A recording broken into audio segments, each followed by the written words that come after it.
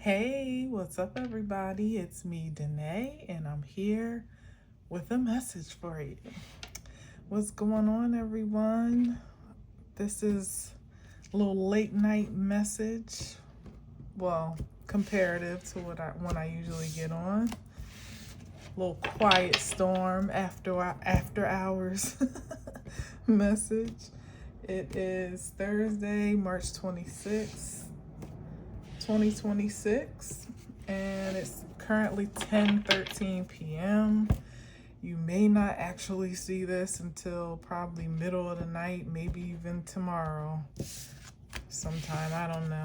YouTube's been weird posting lately, but I just want to jump in real quick while I had the energy and the time to just tap in and see what we got. So let's try to keep it quick and concise, Spirit. Thank you. Here we go. Oh, that was real quick.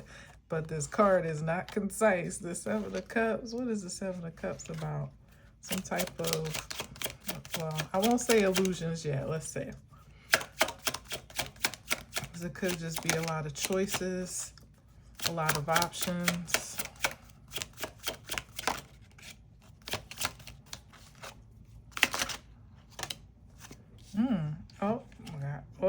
Oh, interesting.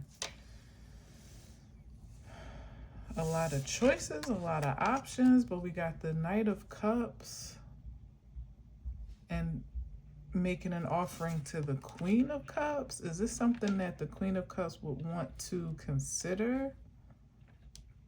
I mean, it may be the best of Seven of Cups, but is it the best overall, considering this is a queen here? Let me see.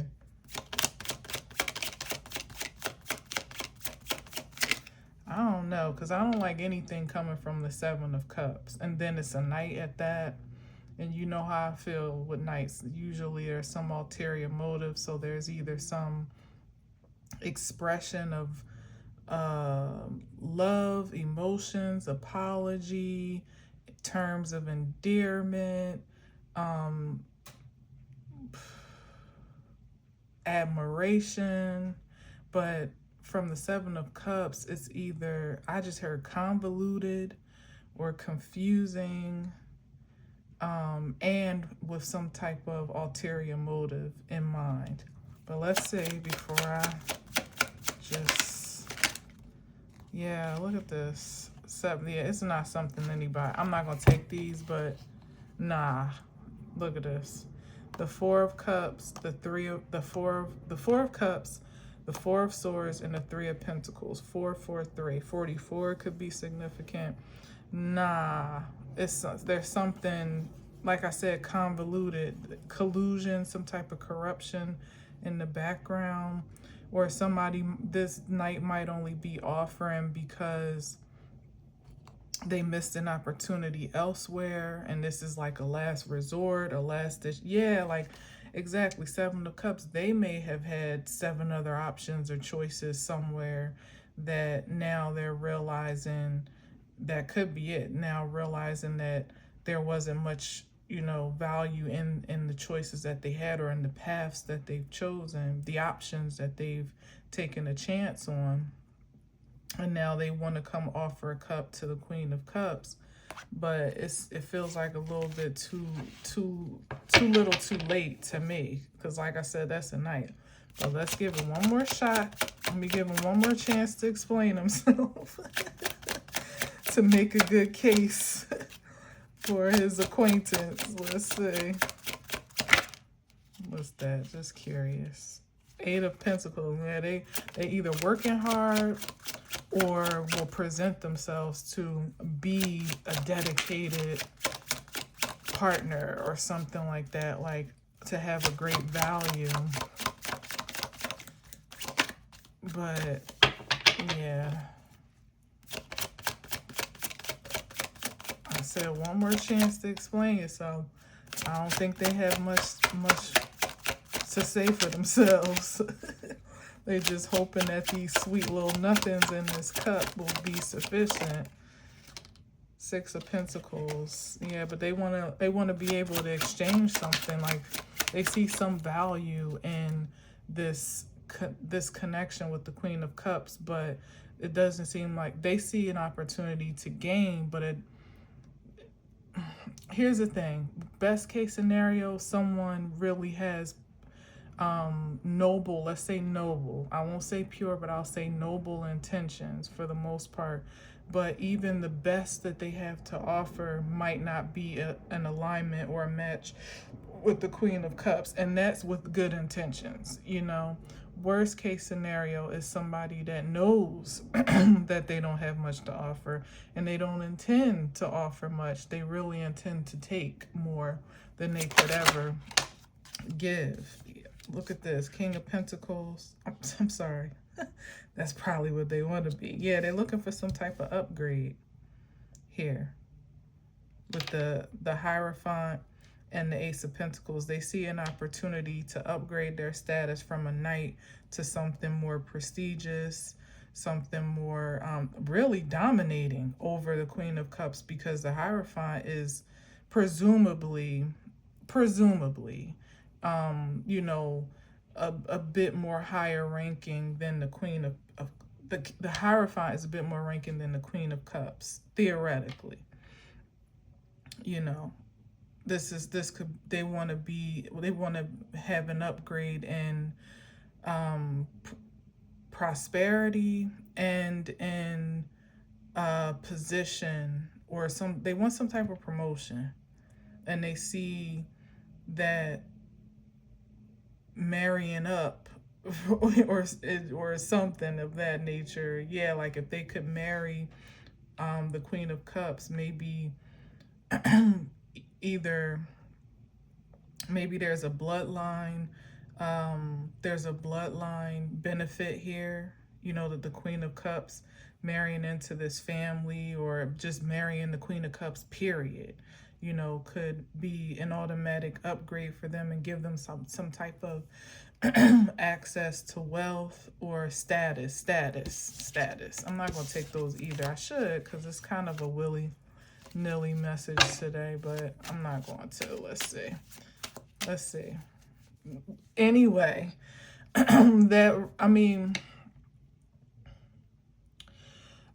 I guess that's what they have to say for themselves, that the Ace of Pentacles with the so that's what could be in that cup, some type of like proposal for a long-term commitment, maybe even marriage. But again, I say, on what terms? For you, you know, or for it to be mutually beneficial? Because in this case, I don't know if that is apparent, you know. That's not clear here. But let me get one more chance. I'm giving you a lot of grace, King. You, Knight of Cups, because that seems still a bit more objective on at a one-sided angle. Like you marrying might be in his or her, whomever's on whichever side, best interest, but would it be in your best interest? I don't know yet. I'm not seeing that evidence. All right, let's see what this is. King of Wands. Once again, it still proposes a benefit. Yeah, like it would automatically make somebody a king to marry the queen, right? There's the status. But the King of Wands is already out of, you know, at odds in a sense, and his back is to the queen. The way it's laid down on the table, it's like the knight is offering you know, facing the queen to offer when it's in his best interest to, but it's given the King of Wands. That's somebody that ultimately will get that power, that position, that affluence, and just start doing their own thing, you know, like start running their own plays, you know, and forging ahead with their own agenda. So it's like I said, it's somebody that already has plans in mind for what this partnership could do for them. And I mean, that's not holistically bad, but yeah, Four of Pentacles. It's like they have the whole scenario mapped out as to exactly how they would benefit best. That's not really what you want to be coming. For the Queen of Cups, that's not what you want to be aligning yourself with. Like, is the King of Cups, it's like you get married and your wedding night, they would already be drifting, you know. I don't know, like, I don't know why that's real random, but they would already be like, that's, you know, like getting cheated on your wedding night or something, or like slipping and sliding somewhere else or looking elsewhere or shortly after, you know what I mean? Because it is the king, but given all the, he's only the king in this case because of his affiliation or potential matrimony with a queen, not really on their own, in their own regard, you know. So even though he's in the upright, he might not really be on a king's level, you know. I don't know. I might be being a bit judgmental here, but that's what I feel. Starting with the Seven of Cups is like, it's either given that, like I said, like he is presenting himself to be the best of lesser options, or he really isn't the best of lesser options. And, you know, far be it for the Queen of Cups to see that too late, you know.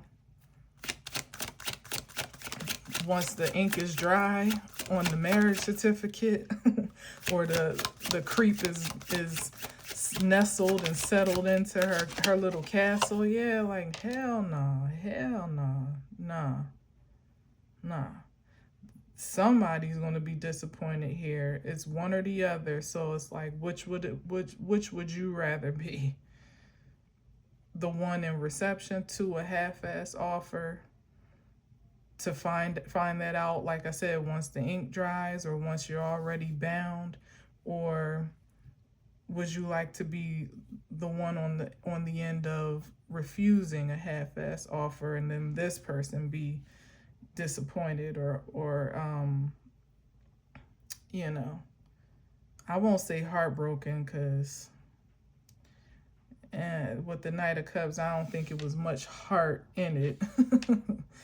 They have so much heart invested, but definitely some type of ambition shattered here. All right, let's move on. Let's see what's next. And see how long it took for me to get that out. Somebody would be coming quite seductively, maybe even persuasively, presenting themselves innocently, maybe with a lot of kindness in their words or in their approach, very tender-heartedly upon presentation, that is.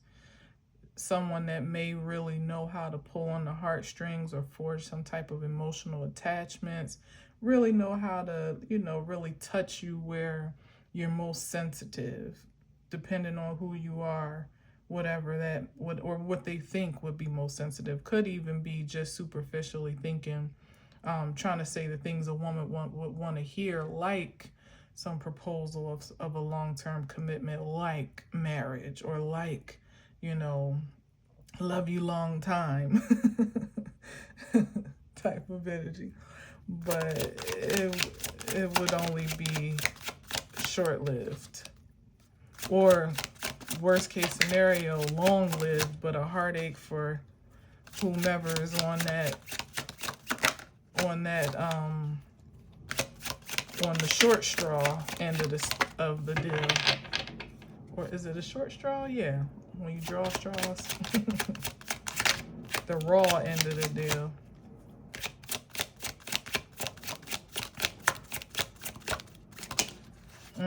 King of Swords and some type of conflict here.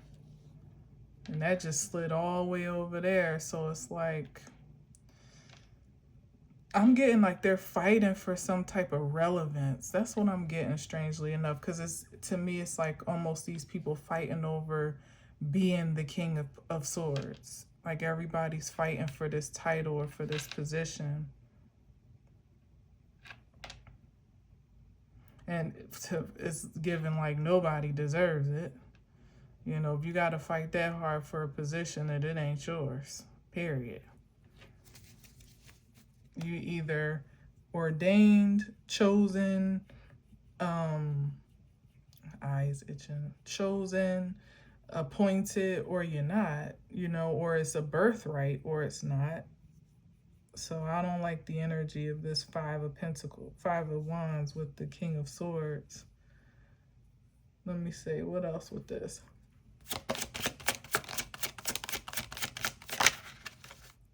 Yeah, look at this.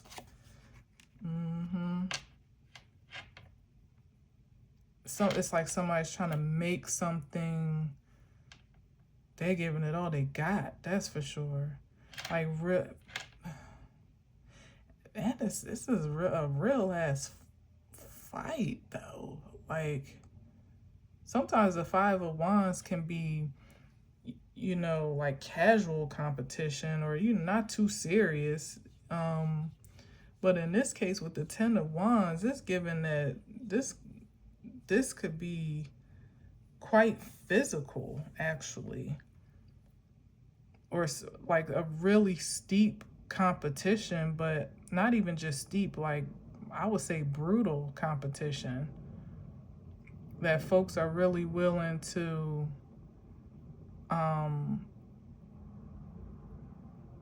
play dirty. That's what I'm getting. To play dirty, to win. But it's given that nobody's going to win. Nobody that has put themselves in this melee is actually worthy of what it is that they're fighting over.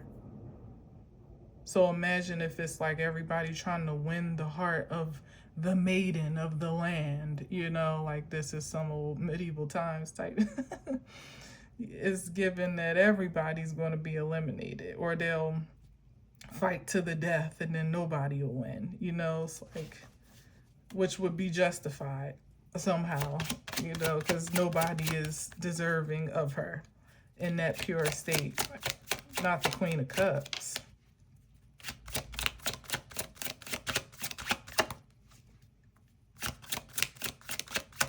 Let's see.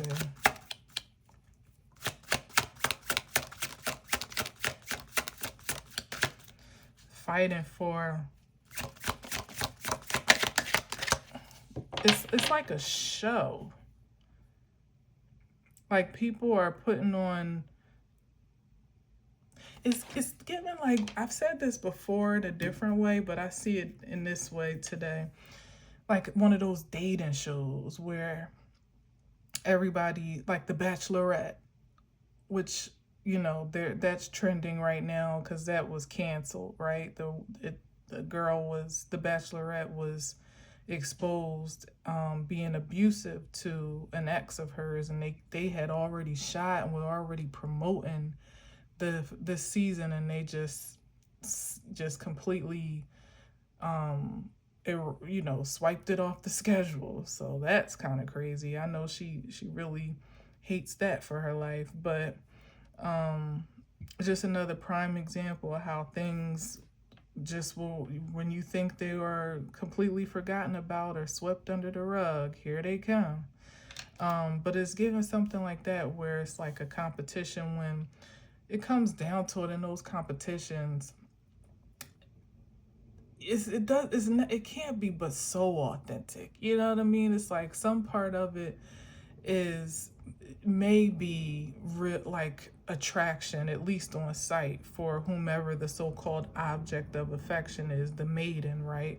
But then the rest of it, the majority of it, is just ego, you know, and the ego and pride of wanting to actually be the winner, the one that's chosen, the one that beats everybody else out, only to find out in the end, you know,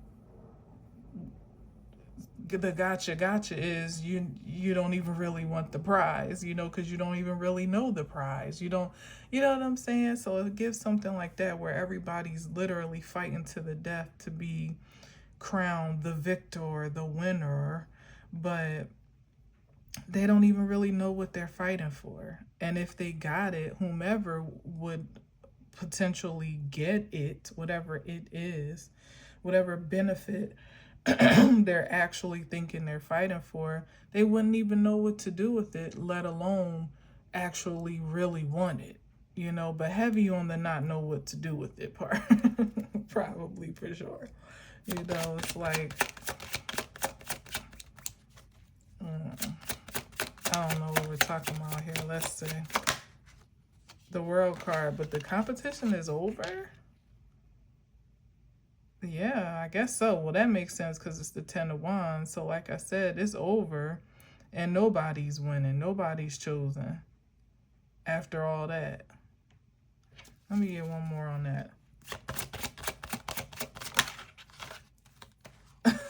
With the Magician card? What does that mean?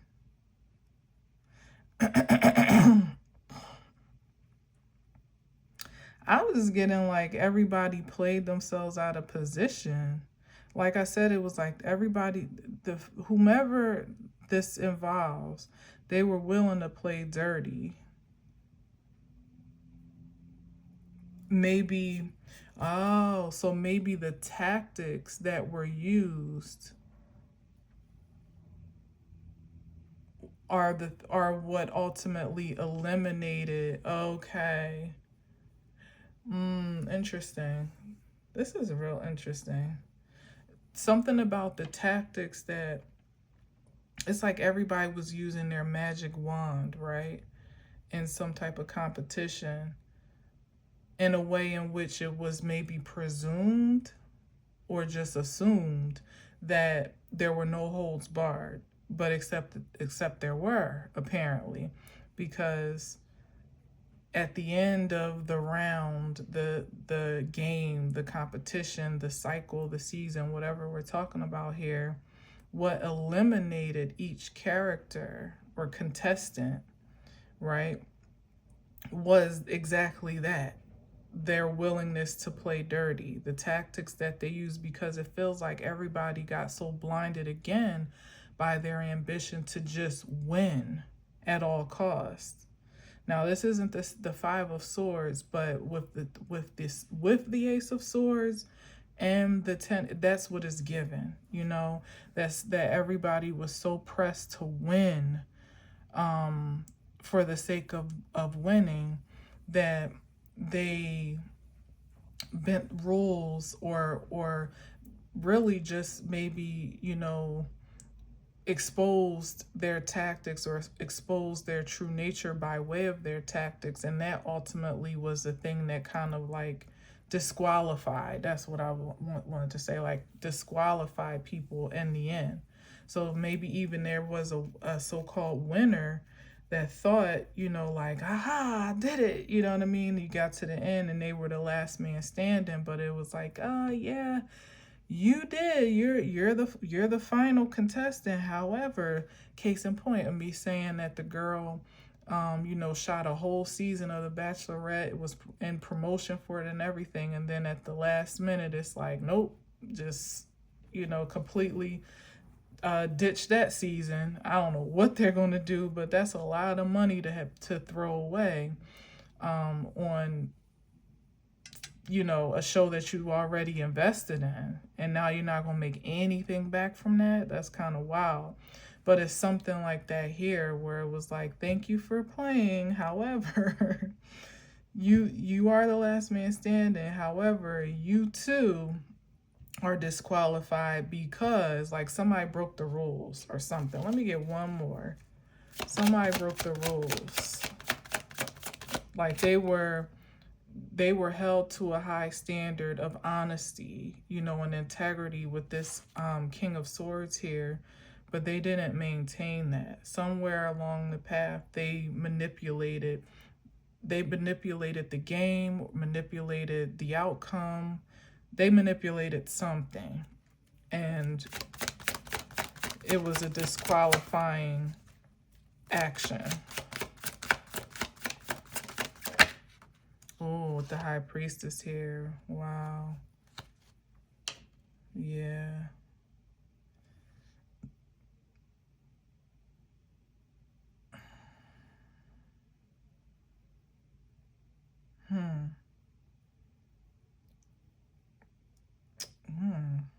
They access some type of information or energy with the Magician and the High Priestess.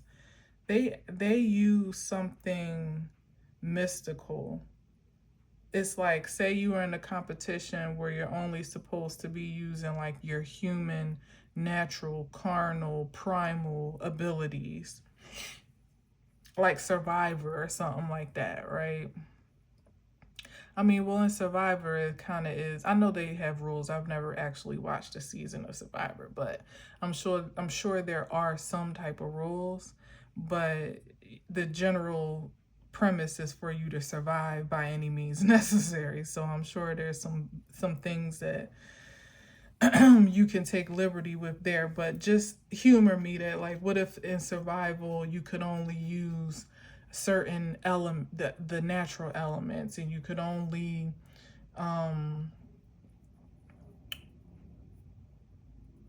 anyway, this person was supposed to be just using their natural abilities within the natural elements and confines of the game, and like they, I don't know, like called a friend to like sneak them some supplies or something, if you could even do that in whatever remote place they be in, because I don't know.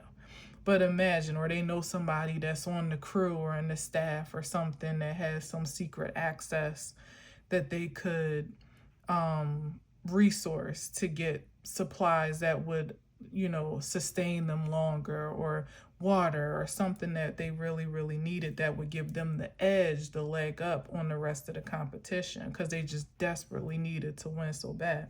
It's something like that, but it's much more mystical, because it's either they use some type of mystical abilities that they possess in a way that was unethical or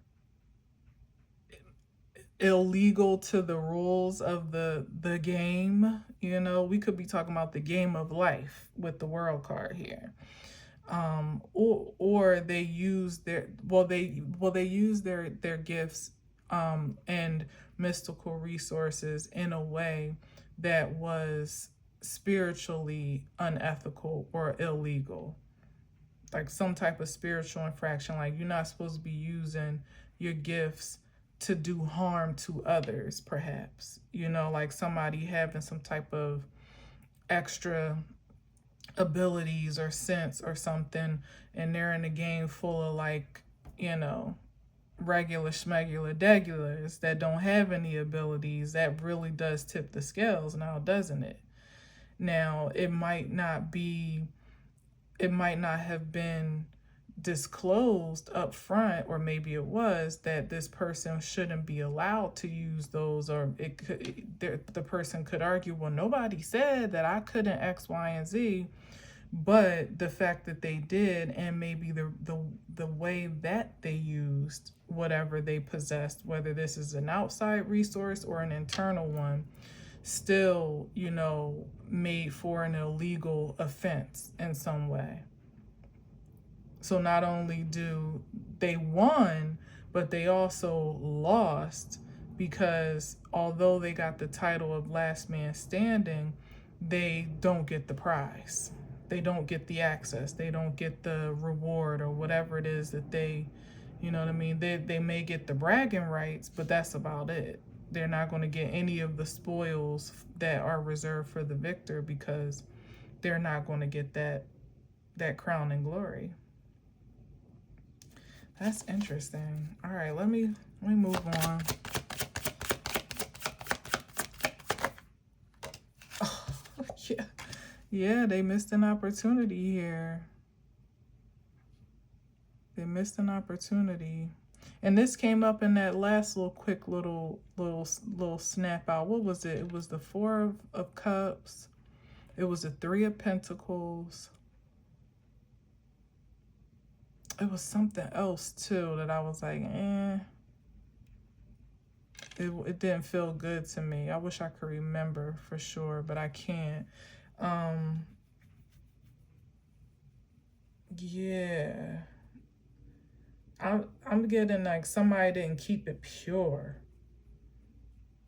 They rejected that Ace of Cups. Like they didn't keep it authentic or pure. Like whatever their intentions were and their efforts were, they were tainted in some type of way or corrupted.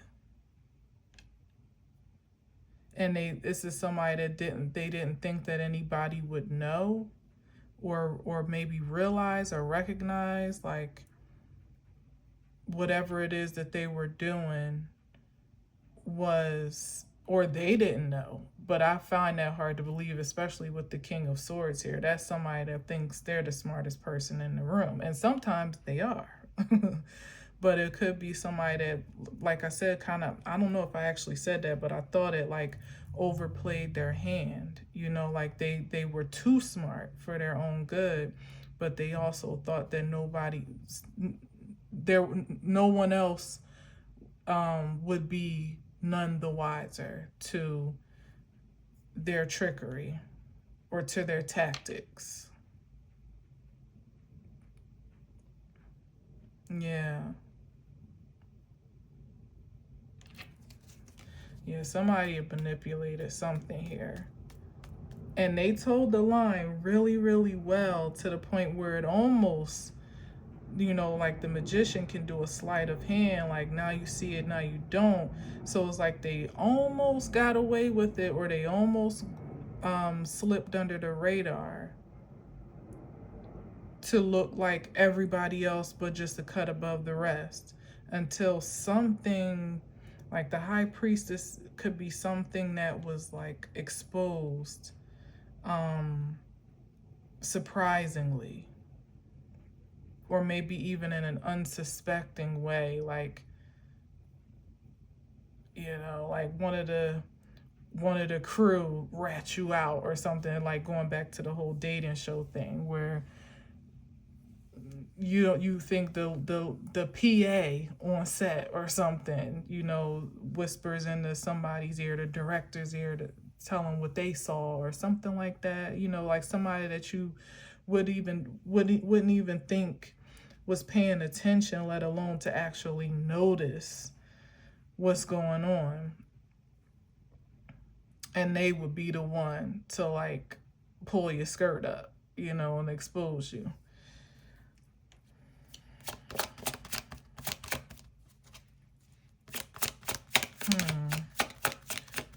Or like I was saying about the Bachelorette getting canceled, it could have been something from the past that was disregarded or forgotten about. That could be it too, like completely forgotten about, that came back to haunt somebody at that final moment when they thought they were about to get the, you know, get the big win.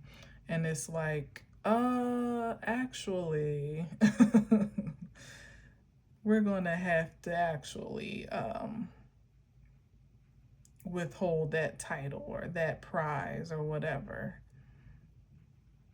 We found some information that was conflicting with our ethics or our policies, or, you know, whatever. Something like that. Somebody's past could have come back to haunt them.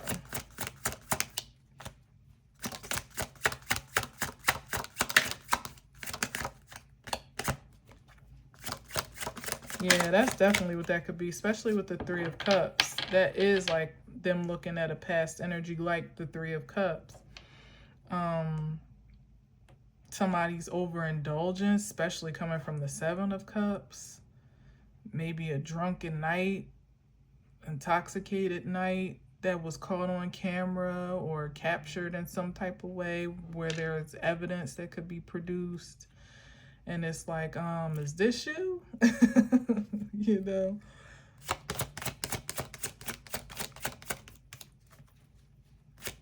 And the magician and the high priestess is giving some type of like damning energy to me. Like something that really could like tarnish someone's reputation. Or their record, their reputation, or their impression in some way. Yeah, heavy on impression. Ooh. Oh, wow. With this, maybe somebody's record for real. Like, here it is with this 8 of Swords. That could be jail. That could be spiritual jail. Yeah, it could have been something in the past. Like maybe something domestic that's on record, though, that's binding. Or that, you know, is recorded, maybe not like an actual legal record. Yeah, like maybe somebody could have gotten locked up for some type of dispute or something like that, and then it just regurgitated itself at the most inopportune time, or maybe at the perfect time for someone else. Because you gotta wonder, for that bachelorette, it's like, well, damn, I don't know the ins and outs because I didn't dig too deep into it. But it's like, well, damn, who the hell exposed that? Was it the ex that did that? Or, you know, like that was his final get back. Like, oh, no, you won't. And it was already, I'm sure it was already on record because I think she was arrested for it. But I think the surprise element was the video. When that surfaced, it was like, oh, well, that can't just be swept under the rug. Something like that. So it's like something has somebody like tied up, bound. It's like no way to really, on both sides, because the person that was in line for this so-called win or prize or whatever they're in competition for or ambitious for, they're tied up because they can't, this cup can't be passed down to them or passed over to them in this state of being. And the people that would have wanted to, you know, or had all intentions on the natural order of the process, now they're stuck. They can't, in good conscience or really in what do you call it, like PC marketing, because the good folks at the Bachelorette probably don't really care all that deeply about the girl past, because I'm sure they could have figured that out researching her and stopped it before they even started. But the appearance of good consciousness on account of the network and the backlash that they might get for, you know, moving forward with it is what ties the hands to, so that you can't even, you just got to take the loss, because the backlash in the long run against the show, maybe people boycotting and this and that, like the bad press, would do more damage than the quick loss, you know. But it's still the loss that has to be taken nonetheless. So it's like a lose-lose situation here for all parties involved, for the most part, that had something to gain. Because if we're talking about this queen, this bachelorette here, she dodged a bullet. She never had anything to gain. She never had anything to gain from these choices. If this is the best one and he still ain't it, you know, it's like she's better off single at this point. All right, let's see. A few more and I'm gonna get out your way. Hierophant again. Yeah. Oh, that would have been this would have been a bad hookup, a bad union, a binding one in more than one way, and not a good one. Pardon me. Yeah, like I said, she dodged a bullet. She dodged a bullet. And perhaps the network, the industry, in a sense, dodged a bullet too, sort of, because, like I said, somebody dropped the ball on the background check in the first place, or whoever made the call to say to green light it anyway, even if, knowing what the background was. They, you know, they took the hit, in this more immediate time frame, because it's given like Four of Cups, like not listening to, again, the pure thing to do, your intuition, the authentic choice to be made here, the pure choice to be made. Somebody curved that for something that maybe had a better appeal more immediately, and it ended up not really panning out for them. They ended up taking a loss, and now they're like bound to that choice because there's no way out of it. You can't shoot another season in time for this season, so you just like asked out pretty much.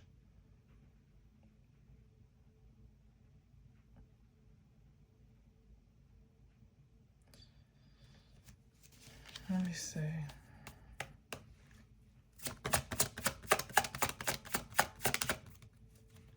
But what are we really talking about here? What's that? Yeah, Seven of Pentacles. Yeah, that's that investment there. That's all gone. It's lost.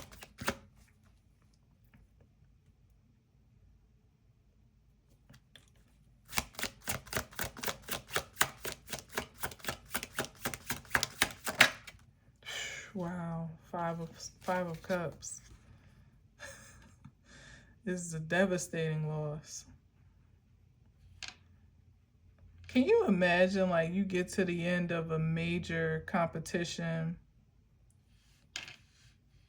and it could have even been a spectacle, because I'm giving a lot of emphasis on some type of show or something.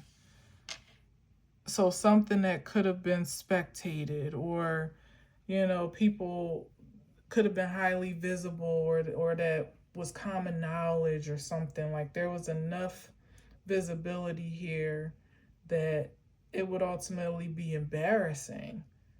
First of all, not to win, but then to actually win, but then not actually win. Like, to have your title stripped after you got it, or revoked or something like that. Ouch. Yeah, is giving somebody really regrets the tactics that they took to. Oh, was this what was here?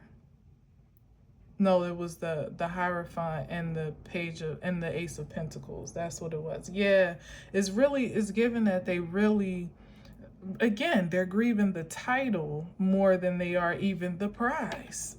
Like I said, the bragging rights, to be able to say they won, to be able to say they beat all the competition, they were, the last man standing, was really, it shows here what really was the coveted, like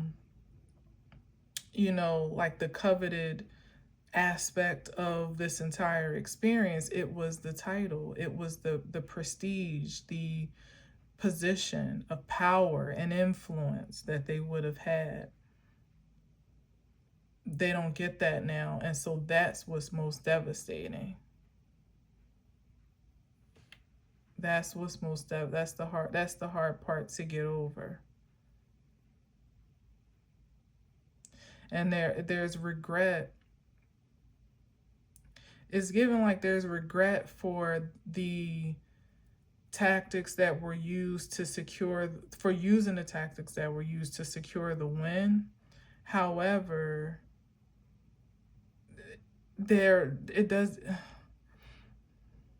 I don't know, either somebody, this is a stretch, but either somebody's realizing that they could have won without that, or they don't think that they could have won without that. So they feel like, there's a regret that that's what ultimately disqualified them. But they don't feel like they had any other choice in the matter. Or what's worse is they found they could be realizing that they did, and they already had the power and the potential to clinch the win without doing what they did, and that's devastating because they didn't even need to break the rules. They just would have, you know, taken the W either way. So it's something like that here where somebody did too much and realizing that they, even in doing too much, they didn't do enough, and and they still lost. I don't know. Let me get one more here.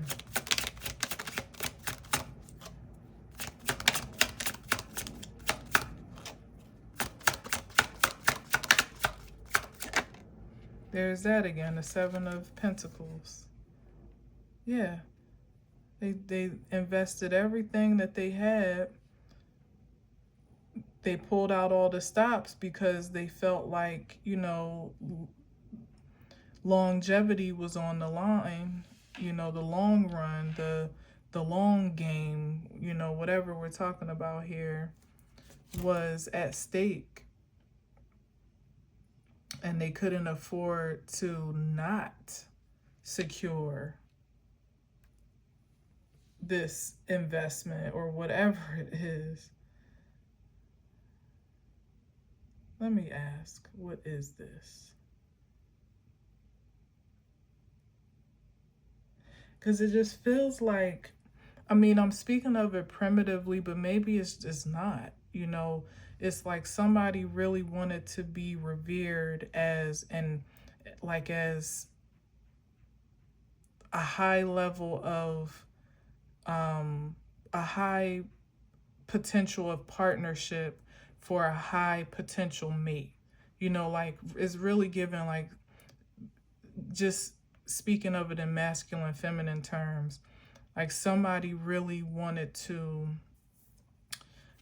be in the so-called dating pool of high potential, high quality partners, such as a divine feminine, divine masculine. It's like somebody really wanted to be revered in that category, like a catch, a premium catch. Whether it was inspired by one particular person or just them being glamored by the perks and the benefits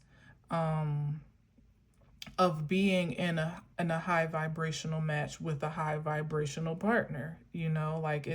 There's definitely more perks with that than being with someone low vibrational. But the thing is that they really dedicated themselves and committed themselves to low vibrational activity or influences. Here it is, a Knight of Cups was doing Knight of Cups things until they realized that there's more benefit in, as I said earlier, dating up instead of dating down or dating in their pool, whatever that is. And so they tried to thrust themselves into the runnings, to be a contender, to present them, not just to be a contender, because that wasn't good enough. They actually wanted to be the best of the contenders. They wanted to elevate themselves above the rest, to really, put a spotlight on how big of a catch they were, but not really embodying those qualities authentically. You know what I mean? Like not even really coming up to be a King of Cups, someone that is pure emotionally, intelligent, psychologically, like all the things that would be really an ideal match for the Queen of Cups. Like the best that they could really do still isn't a direct match. And it's with this Magician here is given that to this day, they still haven't, they still haven't evolved, even in playing the role, and grooming themselves to look the part, maybe talk the part, maybe even act the part, do all the things that it appears to that it looks like someone in that position would do to fool the eye, you know what I mean? But not really be it, and internally, from the inside out, purely. Clearly, because the Four of Cups is here, they weren't even loving on themselves properly. So it's like somebody that never really stood a chance. There it is. Okay. So that's why they knew somewhere deep down that they never really stood a chance to actually measure up to the match that they were reaching for, or trying to present themselves to be worthy of. And so they had to put on the show, and the costume and the cloaks and the persona that they did. And it, as I said, if it really, it's like fake it till they make it, to the bitter end is what is here. Somebody really did play the part quite well until that last minute when it all counted, where something was exposed, their true identity, their true nature. Something was exposing, was revealing in a way that it seems completely like canceled out everything that they had done. It's the type of thing like with the Bachelorette, prime example. It's like, well, you can't, if you sitting up here whooping on your ex in front of your daughter, you really can't be a premium choice for a healthy partnership at this point. I mean, maybe she could be, because who knows how long ago that was and what she's done in between that time. But I don't know. But either way, it just don't look good. And it would be so much harder to really refute the facts as they're presented, as plain as the eye can see, evidently, than it is to prove a potential quality of even somebody that could be reformed since then, or could have evolved since then. It's like, it sounds good, it might even be possible, but this is way too damning. What we see here, this disqualifies everything. Just cancels everything out. So it's like somebody invested all of their energy in what really was on track to be a sure shot, because they all but made it through that through the whatever the ranks of proving themselves might have been, until they didn't. And then it really is like a major collapse, because there's no consolation prize here. The only consolation, if at all, if any at all, is the fact that you can say, well, you almost did it. You almost had it. But you gotta be quicker than that. Like you almost did, but you didn't, though. In the end, you what is it? Try, what does Yoda say? I forget how he says it, but like, do or try. Oh, I forget how he speaks. There is no try, do or do not, or something like that. That famous quote. And I mean, in all fairness, it's like somebody did try. They put their best foot forward, but it still wasn't enough. And it's because of the cycle that closed, the season that's closed. Even with the Bachelorette, it's like she might have been able to get that one off a couple years ago, and we might be just now hearing about how she beat her ex up way back when. But in this era, in this season, on this timeline, it's like immediate exposure. Like you're not gonna, and if you would have stayed to yourself and minded your business and found your man on your own terms, maybe nobody would ever know about it. But to present yourself to the world, you know, on a national stage, maybe even international platform, to be this premium catch of a woman, the Bachelorette is a title and it's a privilege, and not everybody gets chosen on either side.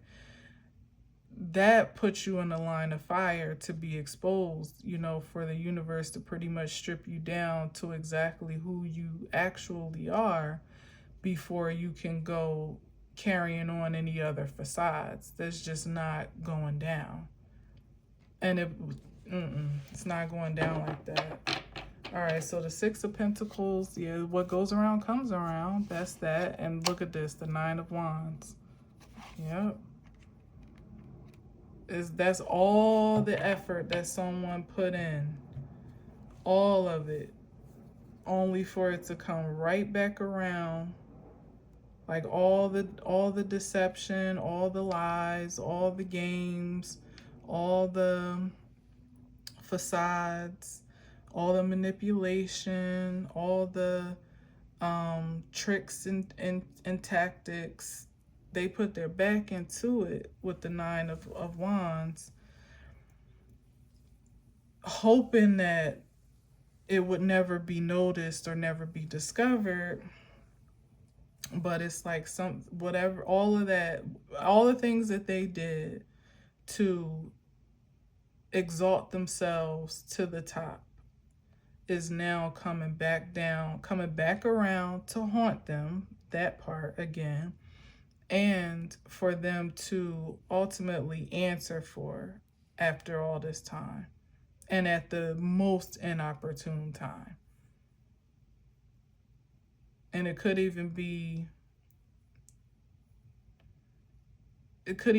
people that are coming back, you know what I mean? Like, but it feels like deeds and like energy. Literally, it's just like what goes around comes around. The energy that was put out that may have been unfair or deceptive or, again, manipulative, it's coming back. And a lot of times how energy comes back, you can't control that backfire. You can't control the return of your energy and how it's going to, usually it hits you when you least expect it and in a way that you least anticipate it and at a moment that you never suspected it would.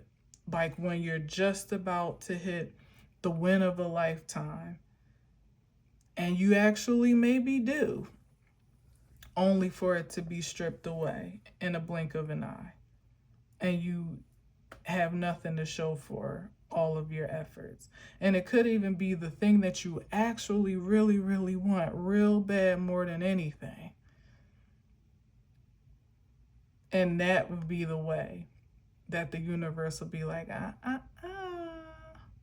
remember when you had, and remember how you did, and remember when you said, yeah, we're going to need to confiscate that little prize you got there. Sorry, rules are rules. Yeah, somebody broke some type of universal law, some type of honor code, some type of moral code, ethics code, spiritual, I don't know, spiritual ethics or something. Like something doesn't sit right, didn't sit well with the universe at some point in time. And now is the reckoning.